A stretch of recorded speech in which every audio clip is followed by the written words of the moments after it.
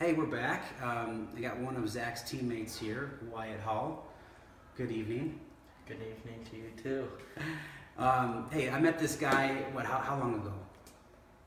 2 weeks? 2 weeks, yeah, roughly 2 weeks. And of course, he also came on our wonderful trip to Mainz, Germany. But Wyatt is not only a soccer player, he also does many things, but one other thing he does very well is what? Ski racing. Ski racing. So, what kind of ski racing do you do? So, I do slalom, which is quick turns around one gate, so it's like this, and then turn around them. Then GS is a little farther, and different skis, different equipment, and I turn around both of them, usually pinch off the line, hit the gates, and go around. And then this year, I've done Super G, which is like even longer, and this year I get to do a special event called Downhill, where you're basically going, I think I hit 75 miles an hour on the Beaver Creek course, and you just go straight basically and try to make some turns. So yeah, all right. Well, that sounds respect, I tell you.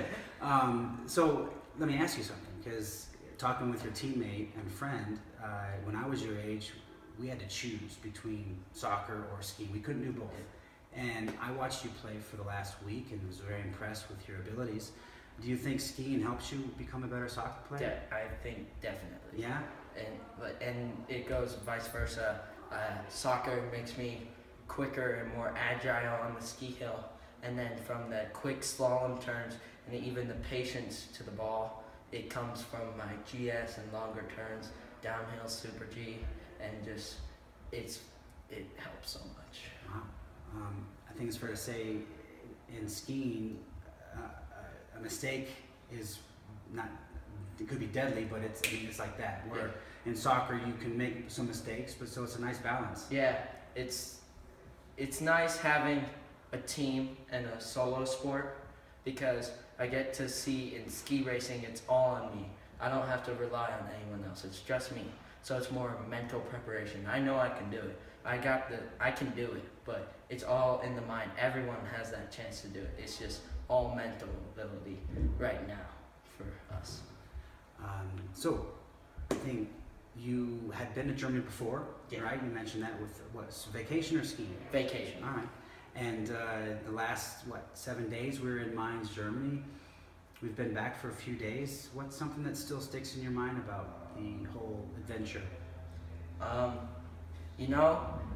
We've done like almost our whole practice is what we did in Mainz now, and it's just I love it because like yesterday we played the color games, and I got to play that with my like real teammates and Zach and Jackson and all my kids that didn't go to Mainz, like Harrison and other kids like that, and it's just fun to play, fun to watch, and it gives me more respect for the sport, especially knowing that Americans are not at German level. They're down here, and then you got like Germany and Spain, and we're just like down here, so we need to step up our game, and German soccer is the way to do it. All right. Now, we played against a U14 German team. We didn't do so bad. No? No. What was one thing that you thought, wow, this was, respect to the U14 team? The amount of passing, quick passing, moving off the ball in the middle of the field was super impressive. They didn't have goals where they shot it from 30 yards out. It was tap-in little goals because they broke down the defense one by one, passing through them, and then scored it easily. And that was the coolest part.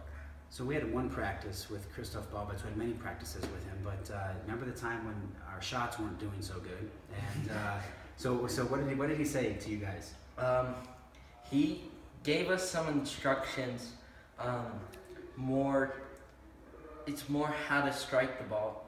We know how to strike the ball, but we sometimes in a scenario we think differently than what we should, but like we know how to do it. We've shot the ball thousands of times, but we just have to do it like we do, and knee over the ball, basic stuff, lock your ankle, aim where you want to aim, look where in the corner that you want to shoot at, and just do it. So, but he did say if you shot over the goal, what did you have to do? You had to do 100 push-ups. 100 push-ups. And it was fair to say that there weren't so many balls over the goal, right? Yeah. That was pretty impressive, Yeah. very impressive. Yeah. Now, Wyatt had something pretty special this trip. Who else was with you? I mean your family. Oh, so my dad and my grandpa came out. My dad didn't get to go play actually my age. His whole team went to Germany and they played this tournament, and he was the only kid that didn't get to go.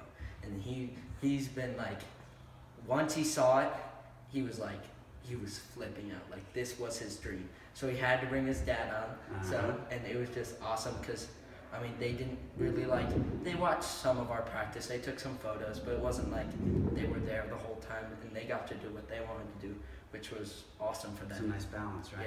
Yeah. Yeah. Now, how was it at the live game?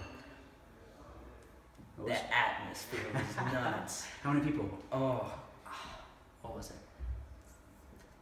32,000? No, 34. 34. Yeah. And so, literally, everyone was wearing almost the same exact scarf. Everyone knew the chants. They were all swinging their flags. You got the Hamburg fans sitting in their little corner. Hamburgers. Yeah.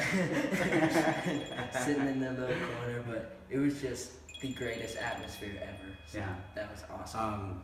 And then one of our players from New Mexico, he got to do what?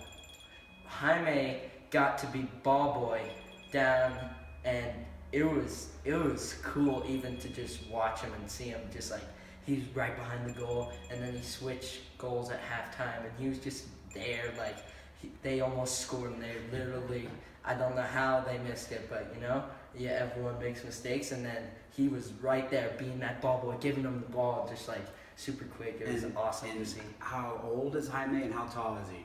Jaime is 11 years old, and he's about... He's pretty small, right? Yeah, he's like this tall. And no fear, right? No fear. And what was great about this is, these kids, the young men from Vail, met these 3 young men from New Mexico for the first time. And I think it's fair to say within no time you guys were gelling like you've known each other for a long time. Yeah, it was great, like seeing that obviously soccer connects us, and seeing that they've done like similar things, like Las Vegas tournament, which was like a big tournament for the US, and like knowing that they've done that, they're at that level, and then knowing that they're with us here when the German kids are here. So it's not like he's up here and they're up there and we're down here, but we had like similar skills and like mindsets that helped us be a team really quickly. On day one, we were just like figuring out like what our strengths were like as a team, and then soon enough we were playing almost like the chemistry was like unreal for a week. It was nuts. So once again, through Funny One's Freedom, we were able to team up with a lot of partners there in Germany. Mainz 05, the Bundesliga Stiftung, which is the foundation, the Enta Baghdad refugee soccer team, the high school. There were so many people that came together, and we want to thank also our partners here, Fruger. Did you try one of those, by the way, the bars? No, I have not. You gotta try it. I've been waiting. And where are your sunglasses, by the way? My sunglasses are actually in my school bag and in my soccer bag. I got my dad's, so. Nice, yeah. nice. So these people came together and made this trip for these guys very, very special. And we experienced all kinds of weather, right? Yeah. And Wyatt, is there anything that you want to say back to those in Germany that you?